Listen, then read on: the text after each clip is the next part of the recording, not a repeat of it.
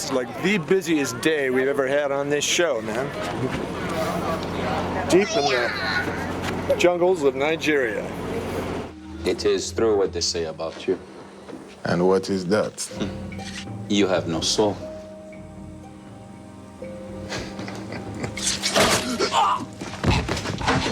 Exactly what Echo does. Echo starts as a Nigerian crime lord and essentially evolves all the way to being that guy, to being a priest in soul and name. He believes in something he cannot prove. He believes in something that has no rational explanation. You see on the screen now is something that's quite different from what was originally talked about and conceived. As I understood it, as what we discussed with the creators, he was actually quite a passive character. Go and tell your friends I let you live.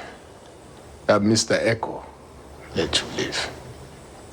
The name that we initially came up with was Emeka, and I changed the name to Echo because it was Yoruba, which is the tribe that I come from, and added the Mr. We're trying to finish the execution of our idea about Nigeria that we're actually filming in Hawaii as a flashback. We created a very dusty, dirty, brown kind of Nigerian earth look with lots of vendors. Fresh bananas here. And a little village square where the kids are playing soccer. Again, we'll play the soccer game again, right? The truck will be coming, you'll score, you'll celebrate. I want you to spread out a little bit on this side so we see you guys, okay? Here we go.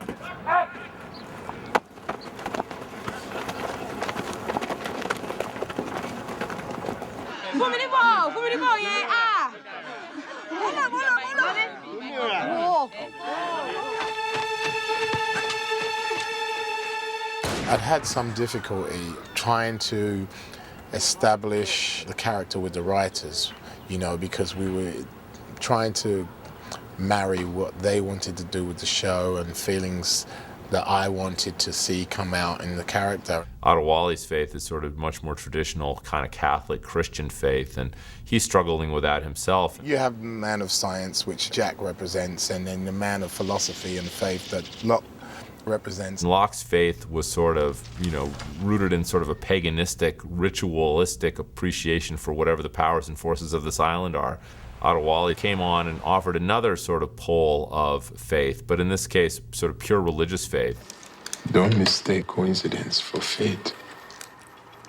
But I think once they saw a 6'2" guy with his shirt off with a stick in his hand, they knew that there were going to be other dimensions that they needed to explore. To my back is the rear end of a church facade that we created to match the interior, which is at another location over in Haleiwa. So we use the interior there, and then we cut to the exterior here. Will you help us? If you buy a statue, the money we'll buy will go back to the 300 naira, sir. What are you doing here? Most of our research comes from the internet. We have incredible internet research now, so everything's very authentic. We had to age vehicles. All the marketplace people were coordinated with the wardrobe from their research.